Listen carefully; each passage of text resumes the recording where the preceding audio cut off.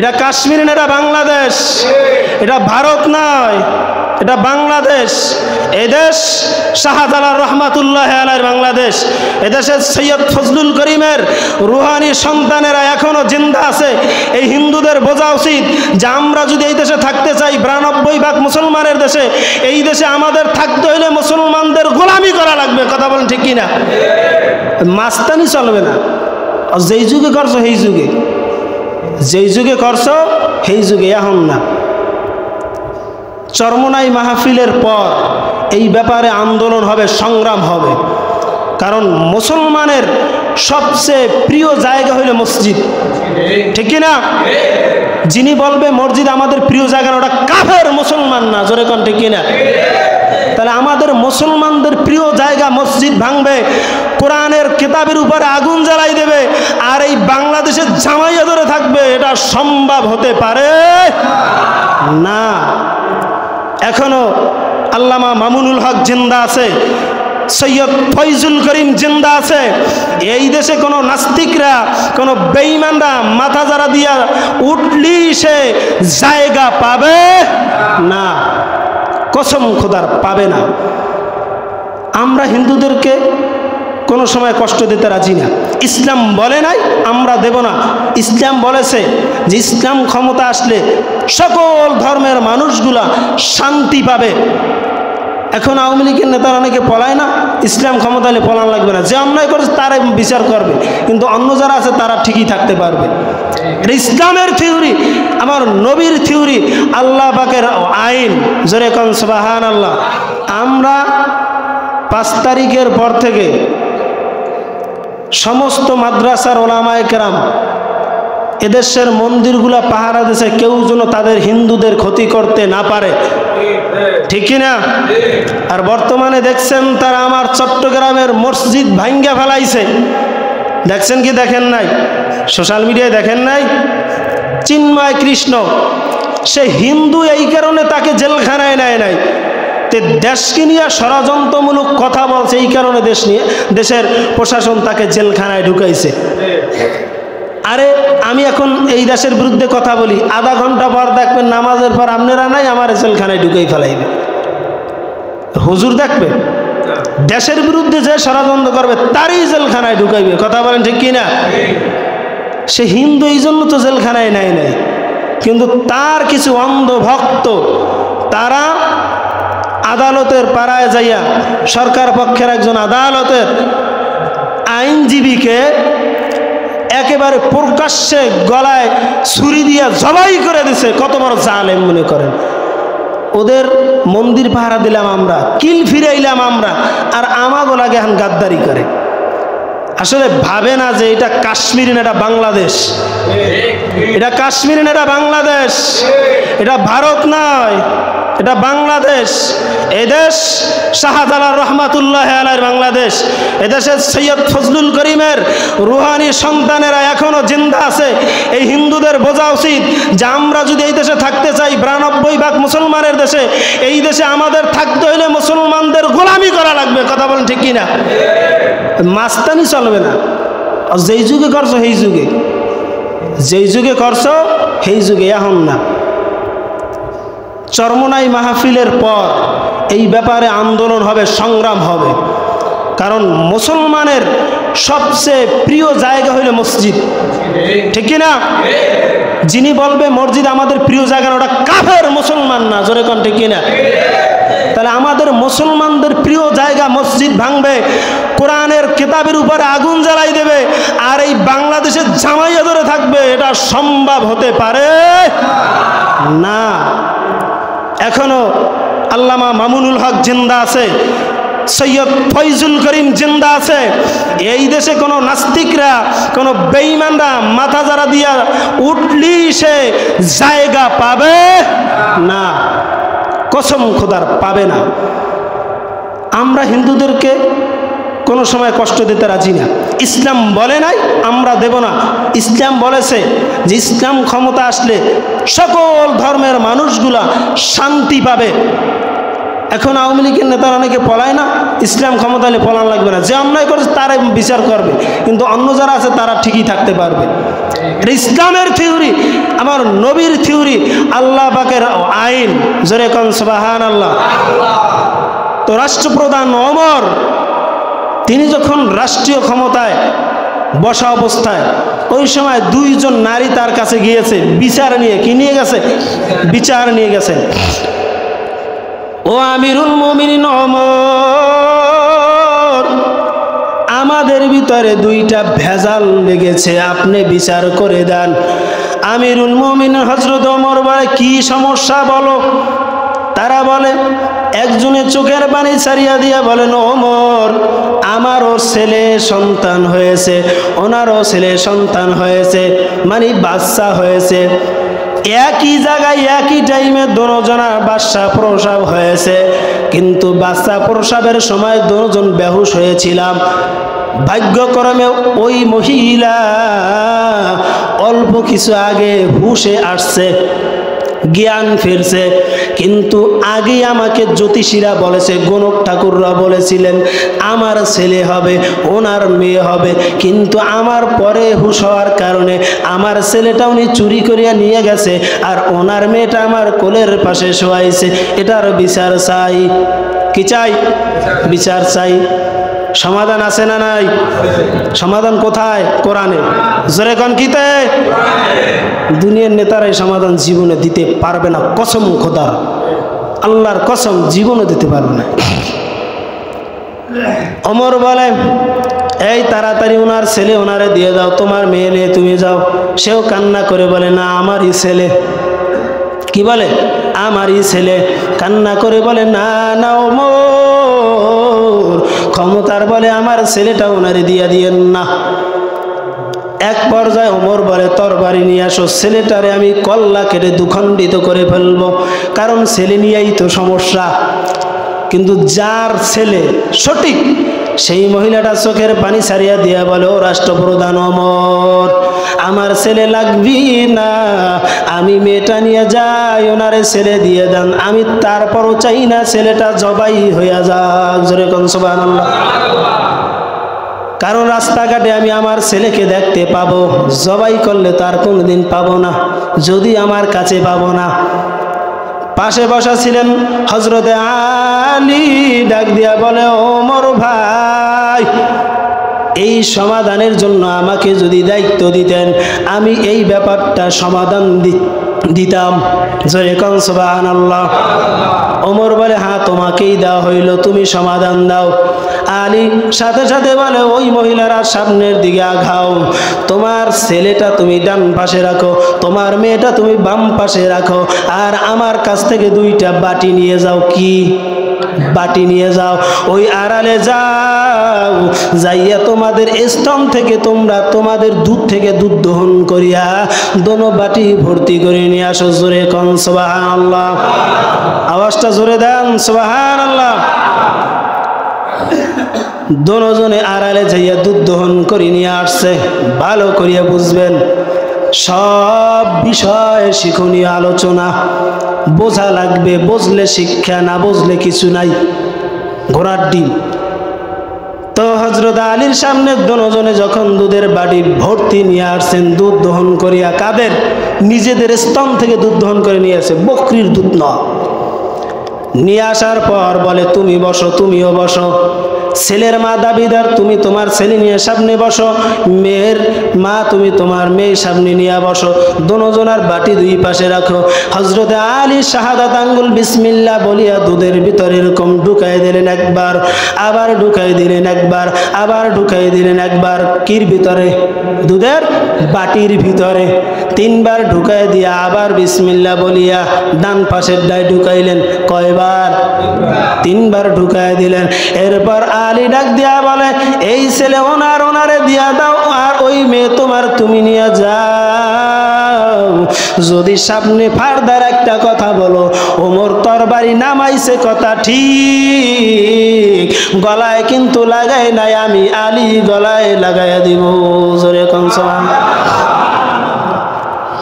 যার মেয়েটা, উনি এখন কান্না করিয়া বলে, ও ভাই ওমর, ও রাষ্ট্রপ্রধান, আমার ছেলেকে আলী কেন ওনারে দেয়? আমার ছেলে আমারে দিতে বলেন, এই দুধ দহন করিয়া আনার পর আঙ্গুল ঢুকাইয়া কি বুঝলো উনি আমি বুঝি না, আমারে সঠিক সমাধান না দেওয়া পর্যন্ত আমার কলিজার ছেলেকে আমি ছাড়ব না। জোরে কোন সুবহানাল্লাহ। হযরত আলীকে ডাক দিয়ে ওমর রাদিয়াল্লাহু তাআলা আনহু, রাষ্ট্রপ্রধান আমিরুল মুমিনিন, বলে ও ভাই আলী, আমিও তো বুঝি না আপনি কি সমাধান দিয়েছেন। তাদেরকে বললেন দুধ দহন করিয়া বাটি ভর্তি নিয়ে আসতে, তারা কিন্তু বাটি ভর্তি করে নিয়ে আসছে। এর সমাধান কি দিলেন আপনি? ওনার ছেলেটা ওনারে দিলেন, ওনার মেয়েটা ওনারে দিলেন, সমাধান বুঝাইয়া দেন। কি দেন? সমাধান বুঝাইয়া দেন। সমাধান আছে না নাই? বিশ্বাস হয়? তিনি বলেন, ও আমিরুল মুমিনিন ওমর, পবিত্র কোরআনে আল্লাহ ঘোষণা করে জানা দেয় পুরুষের তুলনায় মেয়েরা কতটুক। জোরে কান এখন কইবে না, কারণ বইনের জমি ঠকাইয়ে খাইনে পাবলিক আছে না নাই? বহুত আছে। অল্প কয়েকদিন আগে আমাকে এলাকায় আমাদের মোটামুটি আত্মীয় স্বজন বিচার সালিশিতে বসছে, আমিও গেছিলাম। কই কি খবর, কির বিচার? কয় আমার আব্বা 5 বছর অসুস্থ। ভালো করে বোঝেন, কয় বছর? 5 বছর বিছানায় পড়ে রয়েছে। আমার বিবি আর আমি টানা হেসরা করছি, প্যারালাইসিসের রোগী। আমার বুইনগো খবর ছিল না, এখন সম্পাদ নিতে আইছি, আমরা তো দিমু না। আমি কই কাজ হবে না, আল্লাহ তাআলার ঘোষণা, তুমি পাবা ডবল, আর তোমার অর্ধেক পরিমাণ তোমার বোনকে দেওয়া লাগবে।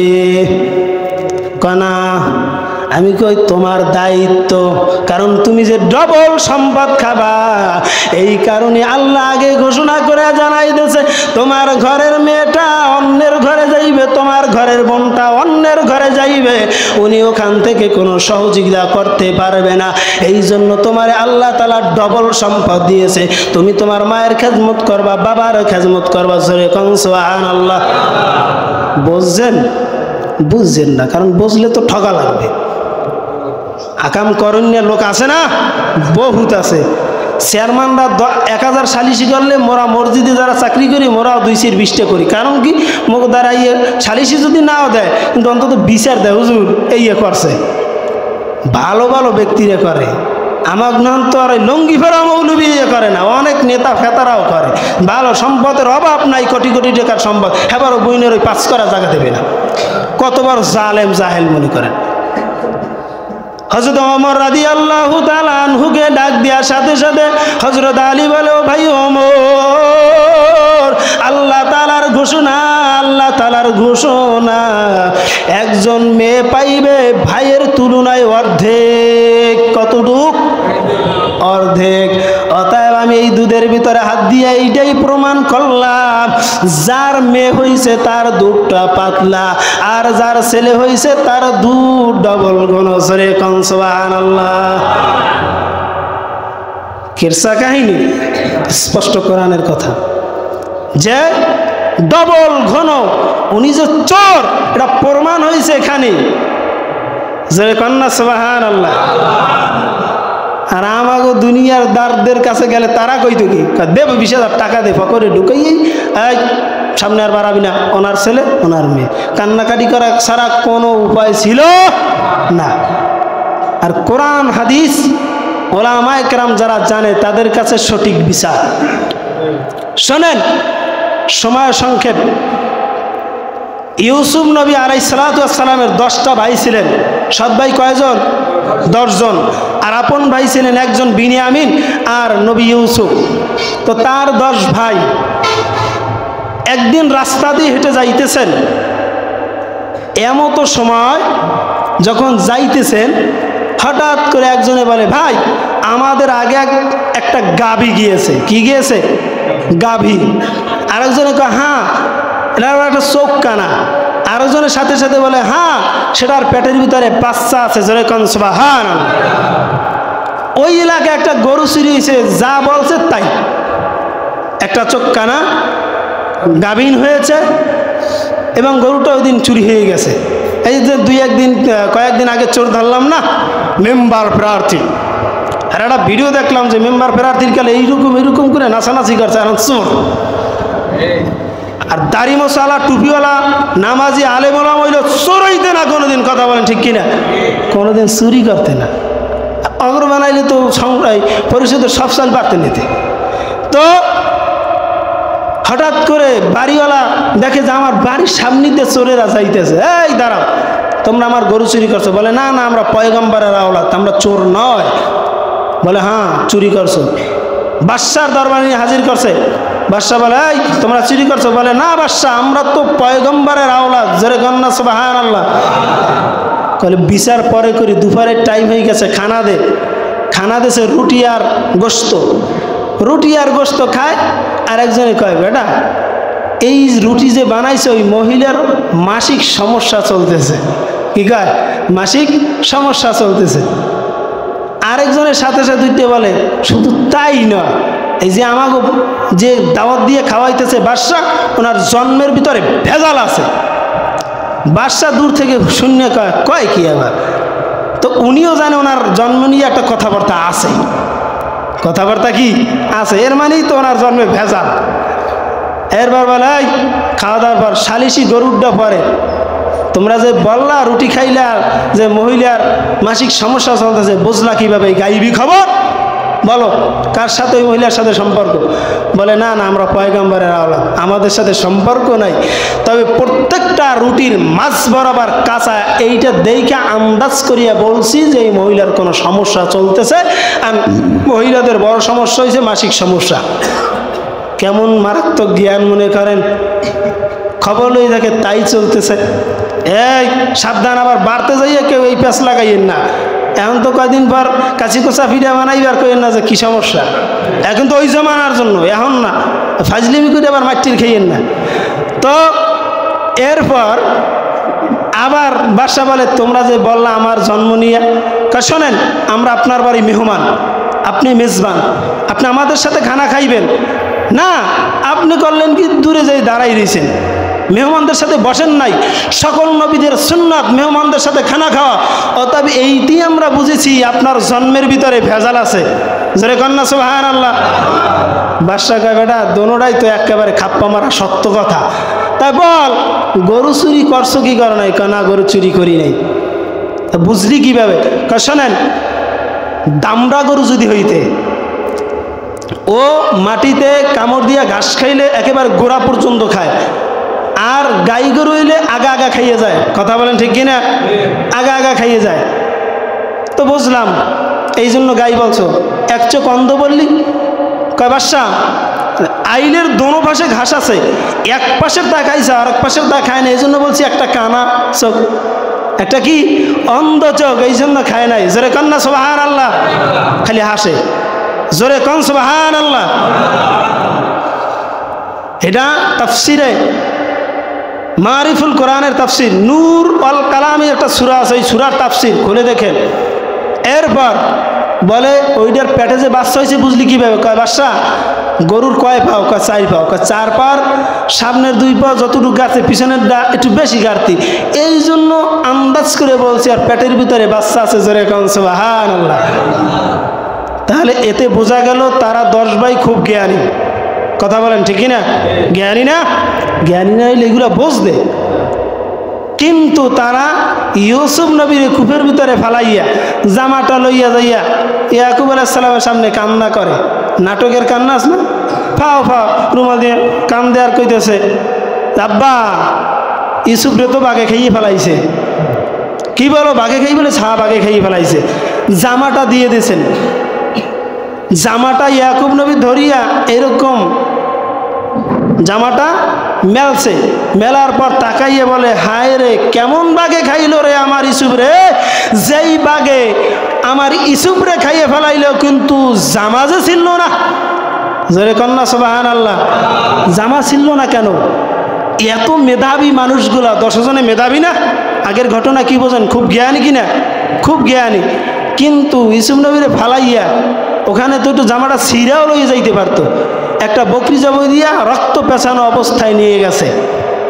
রক্ত পেঁচানো অবস্থায় নিয়ে গেছে। এই ঘটনা লম্বা সময় আর নাই, এজন্য বলি নবী আমার স্পষ্ট জানায় দে। আশরাফ আলী থানভী রহমাতুল্লাহ আলাই তার কিতাবে বলেছেন যদি কোনো মানুষ অন্যায় করে, অত্যাচার করে, জুলুম করে, কি করে? অন্যায় করে, অত্যাচার করে, জুলুম করে, যত বড় ক্ষমতাশীল হোক না কেন, ওর বিচার একদিন হবেই হবে। 1 নাম্বার 2, যদি কোনো মানুষ অন্যায় করে, সাথে সাথে অল্প কিছুদিন পরও যদি হয়, সে না একটা ভুল করবেই করবে। সেদিনকার প্রথম চোরডারে ধরার পর দ্বিতীয়টা কিন্তু ধরতে পারে নাই, কিন্তু জিকির করছেলে, কি করছেলে?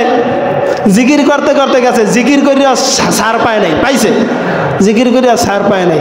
মূলত কথা হয়েছে এই ঘটনা দ্বারা আশরাফ আলী থানভী রহমাতুল্লাহ আলাই স্পষ্ট জানাই যায়, কোনো মানুষ যদি কোনো অন্যায় করে, ওই অন্যায় করার পর বড় ধরনের সে ছোটোখাটো অন্যায় একটা করবে, সমাজের মানুষের কাছে লাঞ্ছিত, অপমানিত হওয়ার জন্য। জোরে কান সুবহানাল্লাহ।